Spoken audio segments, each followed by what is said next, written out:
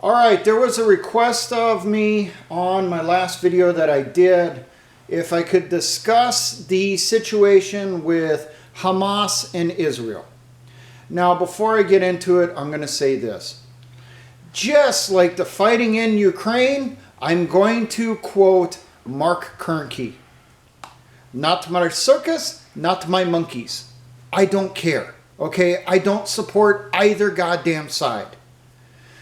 The Israeli government may be Jewish on the outside, but on the inside, they've agreed to follow Satan because Satan told them that he will fulfill their greatest heart's desires. And over on Hamas, you have the same thing. And why do I say that?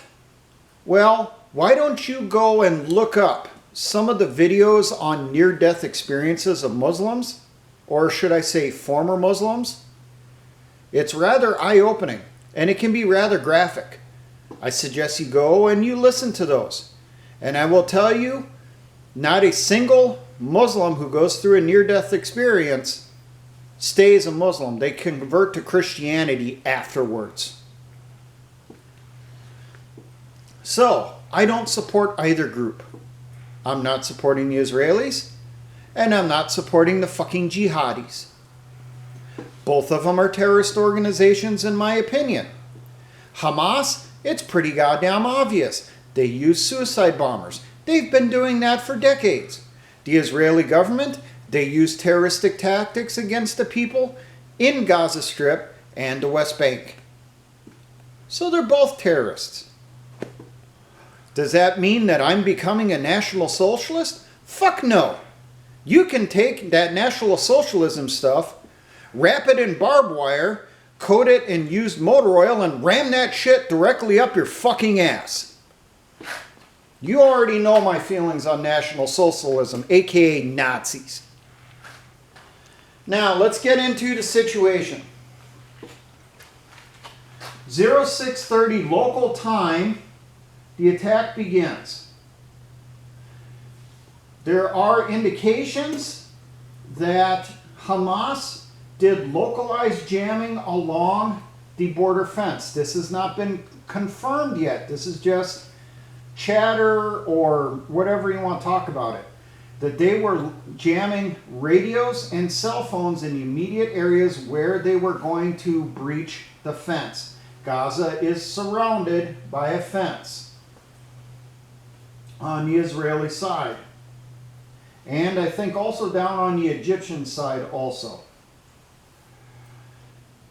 So they got jamming going on so that anyone who does see the assault teams moving forward is not going to be able to communicate outwards.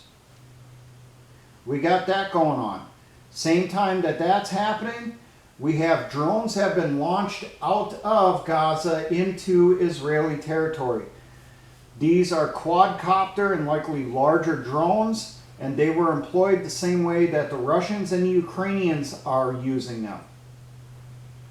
Now, rocket barrage opens up. This is the signal for everybody. We're beginning. Between 2,000 to 5,000 rockets are fired out of Gaza into Israel. This causes the Israeli air defense systems and Iron Dome to open up and beginning engaging. While they are beginning to engage, quadcopters and other drones that are circling by the different installations, the different sites, swoop in and start dropping mortars and shape charges, high explosive anti-tank warheads, right onto the systems, damaging them and taking them out. They take out radars, they take out communications towers, they take out the weapon systems themselves. So, we got that is going on. While the chaos is going on back here, it's 6:30 in the morning, most people are sleeping. It is a high holy religious holiday in the Jewish faith. Reportedly, people were not allowed under Jewish rabbinical law. They weren't allowed to access their social media, listen to their cell phones, use their cell phones and that stuff, so no one knew what the fuck was going on. So with the jamming going on here, that going on there, for some reason, no alarms were going out, is what it sounds like at this time. On the border fence itself, on the north, one breach was put in. On the east, it sounded like there was 3 to 4 breach sites that were put in. I don't remember the exact number. Now, at the same time, they're hitting the fences to start the breach.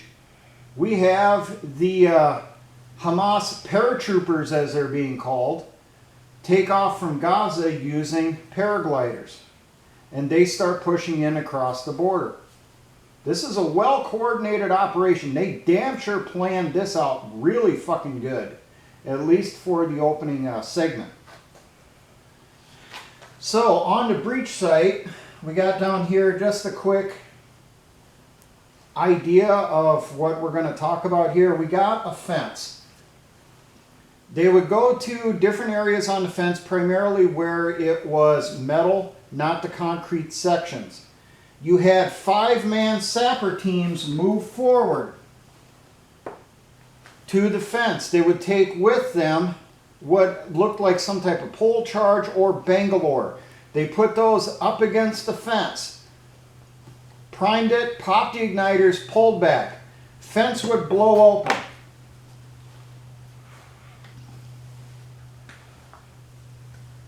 We have a breach right here. It gets opened up. The sappers move forward. They secure the immediate area around the fence. Now, while they were moving forward, you had the guard towers nearby were being suppressed while the breach was going in. They were being suppressed by snipers, by drones, and by RPG-7 launchers that were brought forward by the assault teams. So they were suppressing the enemy. You had technically obscuration of the site by the jamming of the communications. They put in the breach, secured it, reduced it. Now, immediately behind the sapper teams, as soon as they got through, you had motorcycle-mounted teams shoot through. These teams reportedly were teams of 7, so 14 personnel. They came through on dirt bikes. They would hit the road, and then they went forward to do blocking from the bases. That was their first objective. Reportedly, this is what people are piecing together. None of this is 100% confirmed because there is no official after-action report yet, and there's not going to be for probably at least 6 months. But the motorcycle team came forward, put in a quick, dirty ambush to slow anything that could come through to try to stop the breach that's going on. Now, these motorcycle teams were issued small arms. It does look like each team had one RPG-7 launcher. The teams on the motorcycles were dressed in Israeli Defense Force uniforms. The difference, though, is the Hamas fighters had a green headband around their face with, you know, their little I'm Hamas stuff. That's how they could tell the difference between themselves and actual Israeli troops. So, motorcycle teams goes through. Immediately behind that, you had dismounted infantry come through and also light pickup trucks, Toyotas, packed to the gills with as many fighters as they could put inside there. All of them were armed with small arms, primarily AKs, but we're also seeing Dragunovs and RPG-7s. And my guess is we also seen they were sending through anti-tank guided missiles. Now, I was not aware of this. I found out about this yesterday. Apparently, Hamas has made their own garage version of an AT-3 Sagar missile. This is 1960s technology. Apparently, they are making their own, and they were employing them. So we got vehicles coming through and we got dismounted infantry coming through. Dismounted infantry had to walk multiple kilometers to their assigned assault point, which was a base that was nearby, a combat outpost, if you want to think of it that way. They would get in position around there, and then they would start attacking the base. Sappers would come up with them. More than likely, they were replenished with new charges for what they would need to breach at the base. The bases, it looks like, were surrounded with concrete walls. These walls, for the most part, from what I've seen in the pictures, look like they were breached with satchel charges. More than likely, you had multiple satchel charges. You bunch them together, tie them together, put them right up against the wall. If you have the time, you put some type of backing behind them so that all the force goes into the concrete wall and blows a big hole into it. It looks like these concrete walls were not as good as what they were expecting. They did not hold up. They were not that thick. These were not HESCO barriers. These were considerably thinner. Then they went into the bases. Naturally, just like it was on the fence line, before the sappers went up, they were suppressing guard towers and that stuff, blew a hole in the base, in the wall. As soon as the walls opened up, they started pouring through. Now, the infantry teams, I want to make the note, it sounds like they were operating in teams of 5 to 7 personnel. And they had their little assigned areas inside the base that they were supposed to go to. But being the typical jihadis that they are, they were getting distracted by shiny things that they would come across on the base also while they're going through there. So when you look at the footage, it doesn't look like you're looking at special forces. It looks like you're watching a bunch of ragbags, you know, pretty much bumping into each other as they're going through the base, killing anything they see. Fire control, little to none. They're going full auto, blasting full mags into anyone they see. Drones are still flying overhead and they're dropping mortar rounds onto the base. Anywhere that they see, there's a group of soldiers starting to gather to mount any type of defense. I should mention, in the attacks, there's indications they did use suicide drones, similar to what we see in Ukraine and in the Ukrainian war between Russia and Ukraine.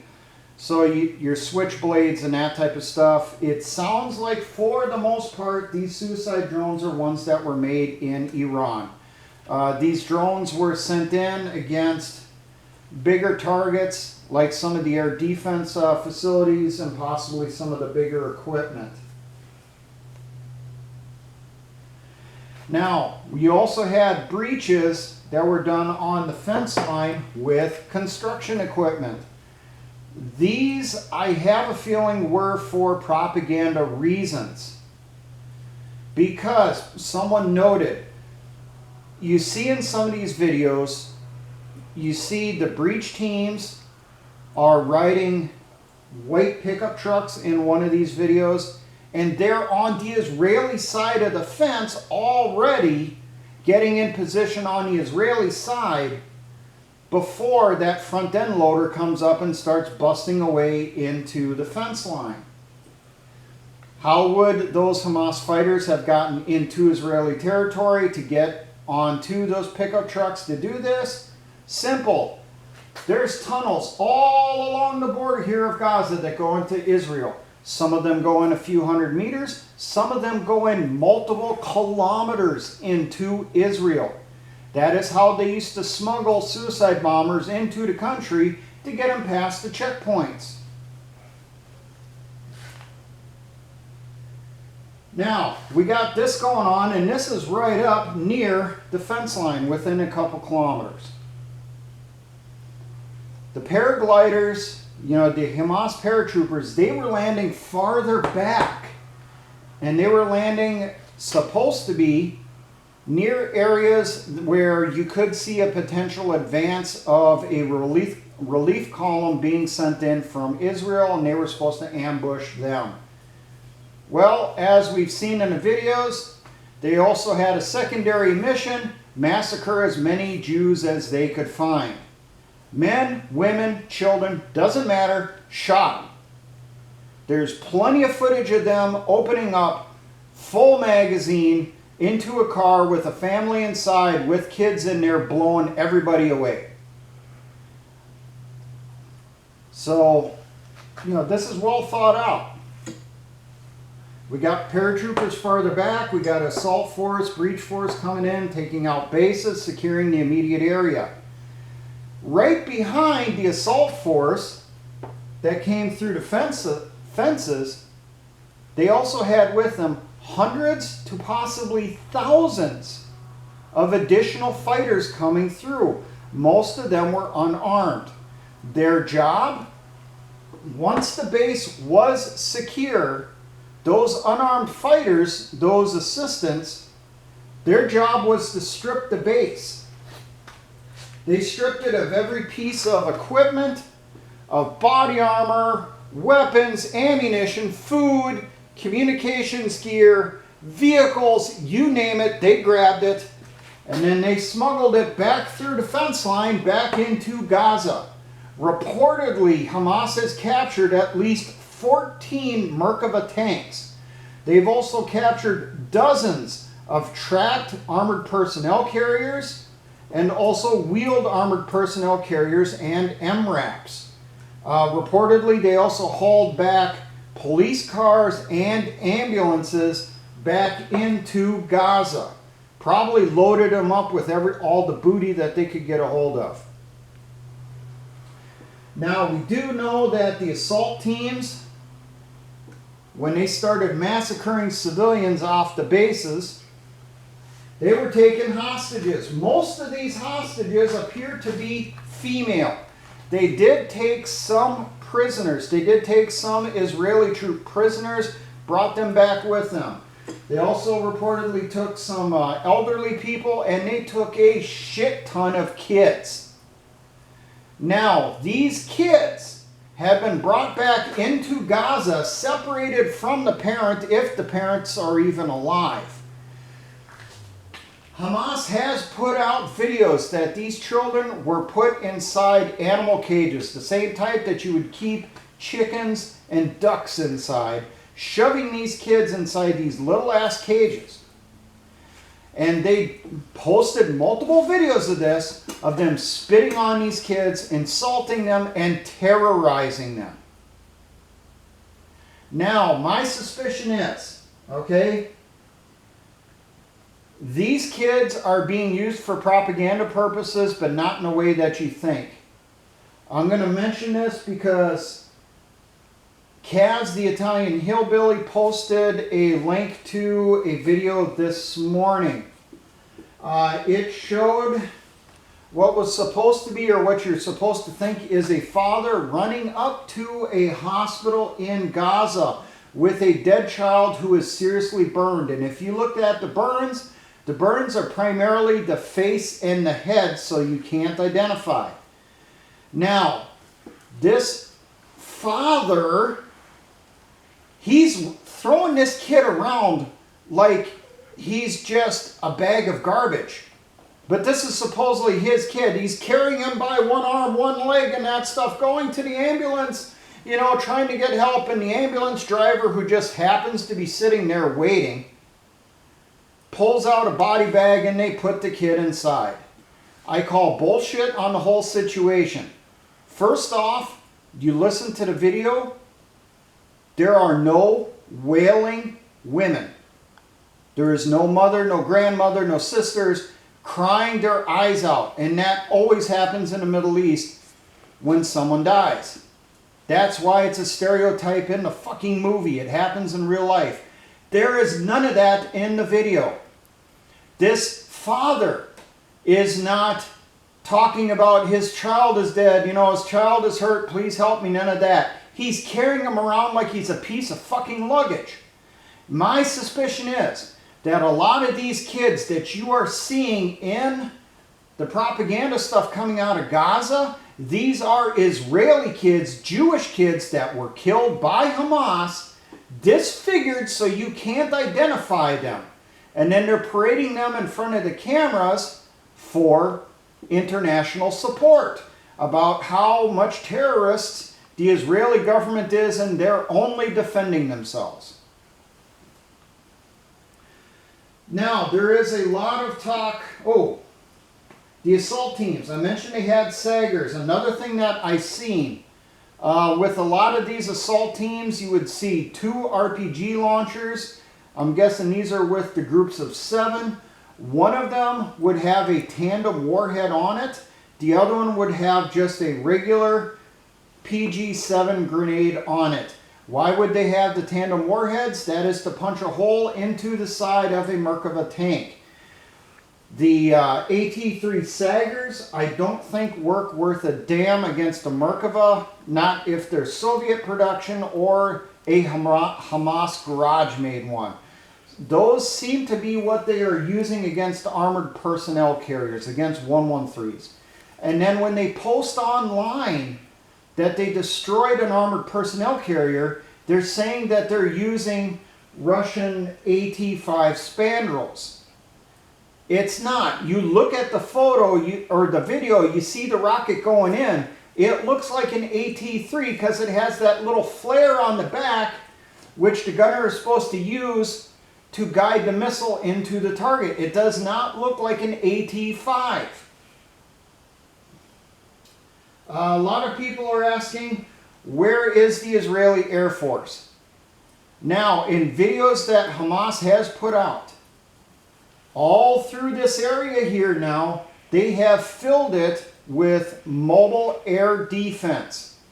They have SA-16 manpad teams which moved forward with the assault teams into Israel. There's also pictures that they have made their own, essentially, anti-aircraft rocket and anti-aircraft guns by modifying other weapons into that configuration. So the thoughts are that that stuff is being used to suppress the enemy, the Israeli air support, and that's why we're not seeing as much of it. There is now, obviously, airstrikes going in on Gaza, and they are essentially carpet bombing areas. I'll get into that.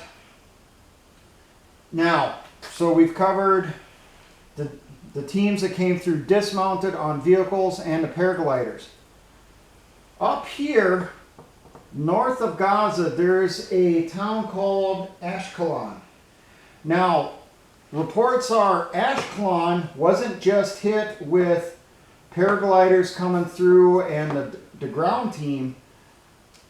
Hamas used rubber boats and other speedboats, launched a naval assault onto the coast of Israel, just short of and directly to the west of Ashkelon is what it sounds like. And it really looks like those assaults did not fare pretty good. It looks like the Israeli patrol craft in that area smoked a shit ton of those boats loaded down with Hamas fighters. So that one did not turn out to be a good decision. They lost a considerable number of their troops. How many, we're not going to find out for a few months, obviously.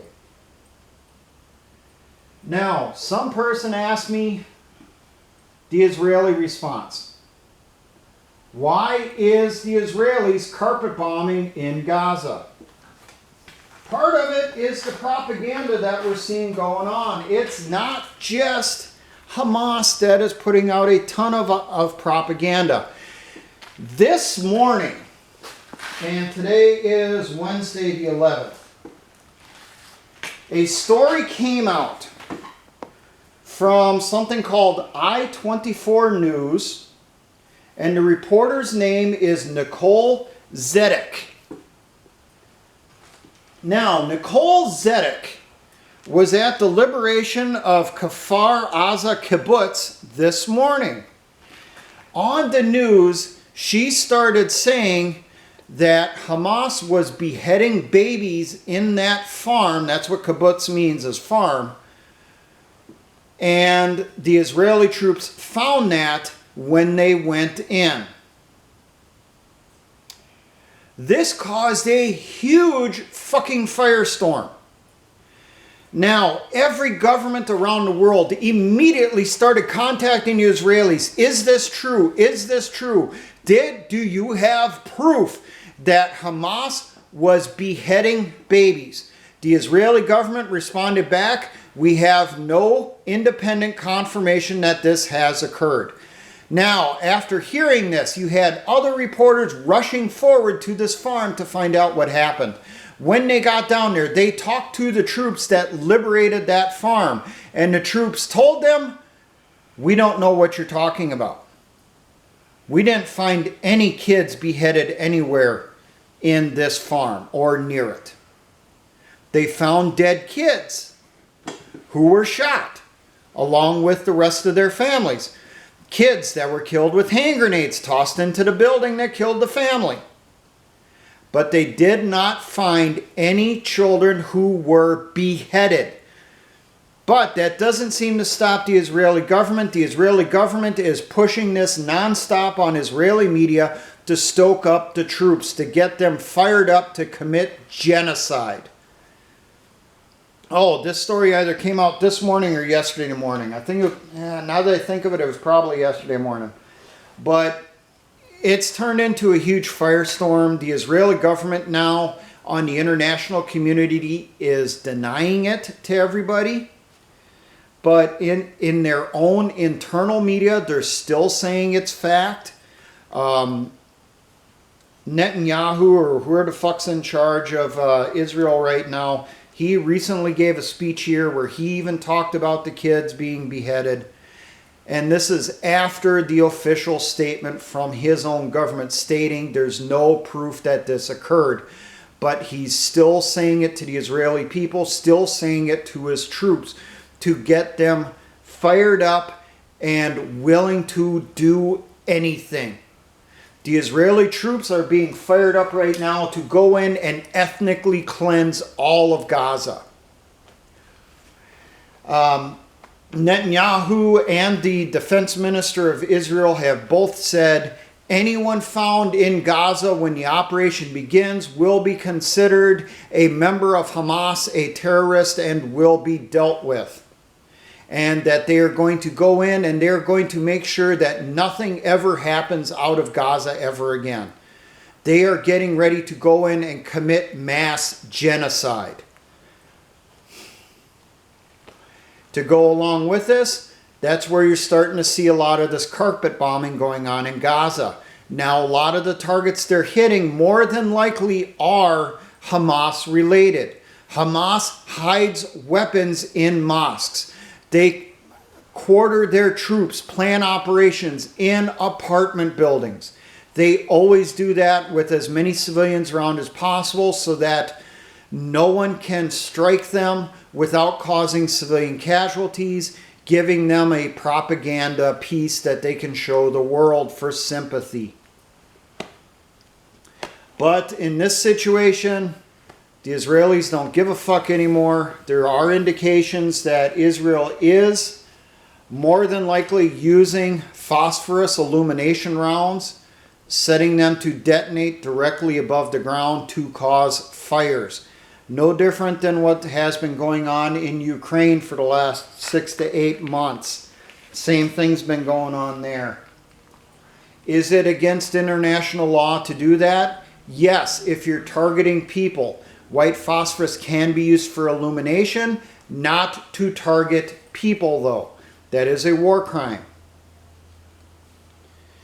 Now, what about other areas around Israel?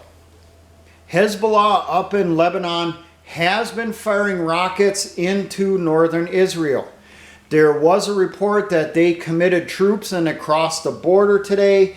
That has been denied. There is no proof that Hezbollah has sent anything other than small reconnaissance and assault teams or raiding teams into northern Israel to hit outposts. There are reports that rockets and mortars have been fired out of Syria into Israel. But even the Israeli government says they don't know who fired them. They don't know if it was Syrian troops who did it, if it was Hezbollah who has troops in Syria did it, or if it might be the Iranian Revolutionary Guard who also has troops in Syria. Now, what are we looking at for the precarious World War III situation? The Egyptian government has mobilized their forces in the Sinai on the border with Israel.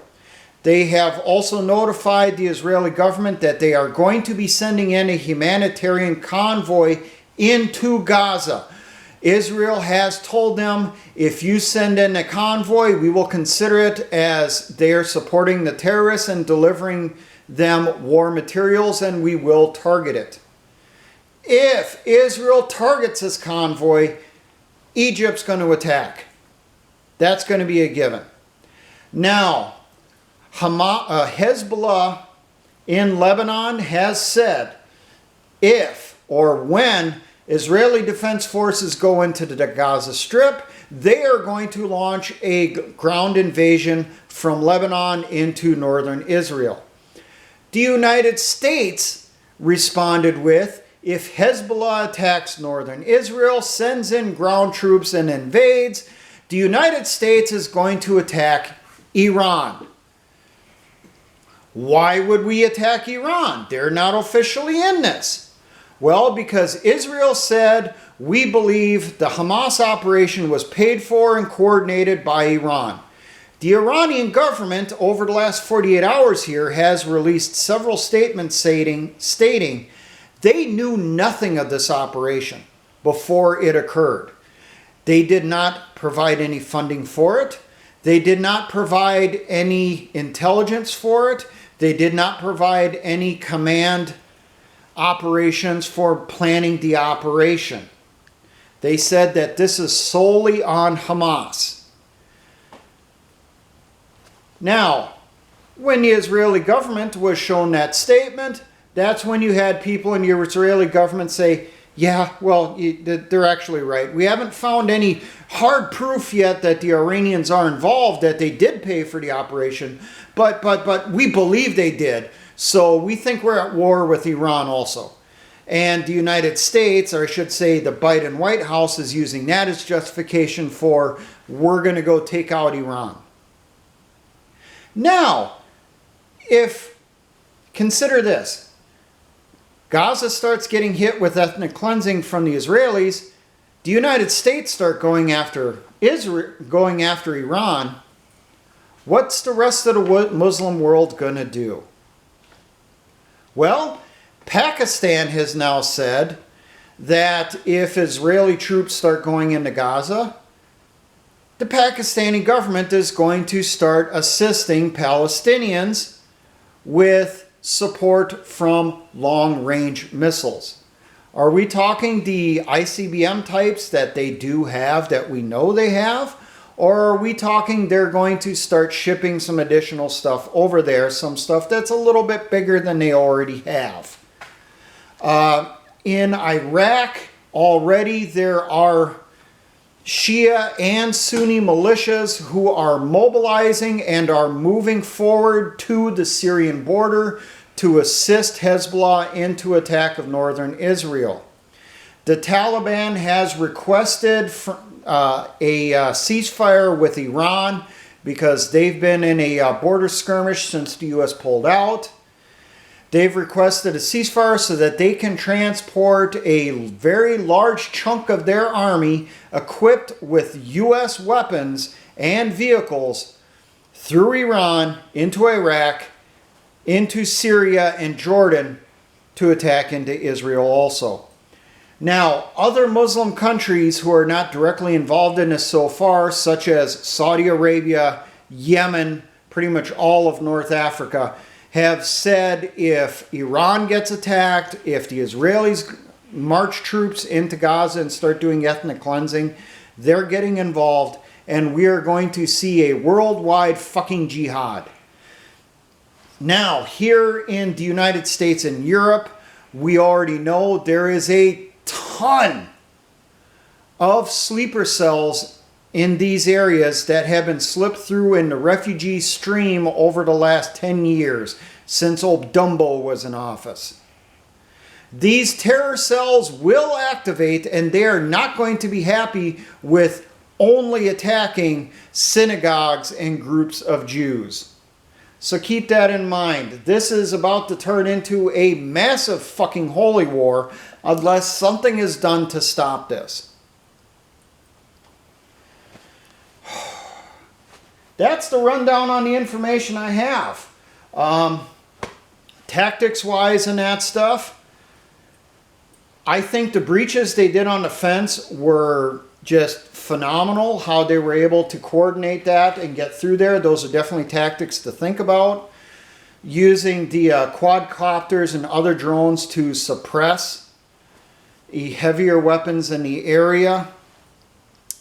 And also suppress the guard towers and that stuff, so that you could get those breach teams, which were, you know, basically as small as you could go. A 5-man team is really a good idea.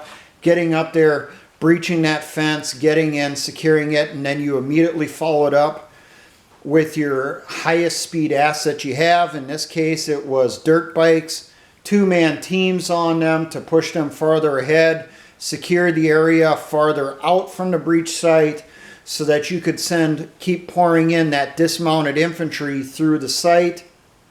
And then immediately behind the infantry, you had hordes of support personnel whose job was to take out the wounded and take out captured equipment. The use of paragliders, that is fucking, you know, a huge thumbs up on the idea for that one. Do I support Hamas? No, but that was one hell of a good fucking idea. Instead of just training actual paratroopers to jump out the side of or the rear of an airplane, you guys used a tactic that I don't think anyone really thought of. So, as people pointed out, basically Hamas was using Mario Kart racers to outsmart Israeli F-35 Lightnings and their armor. So there you go. You know, I'm still monitoring the situation, still looking for more tactical information, specific tactics that could be adapted. Maybe there'll be some videos on that stuff in the future. We'll find out. This is going to turn into a massive bloodbath, a massive meat grinder, and it's going to be no holds barred, no prisoners taken. Now, for all my engineer brothers and the Patriot and militia movements, always remember, essayons.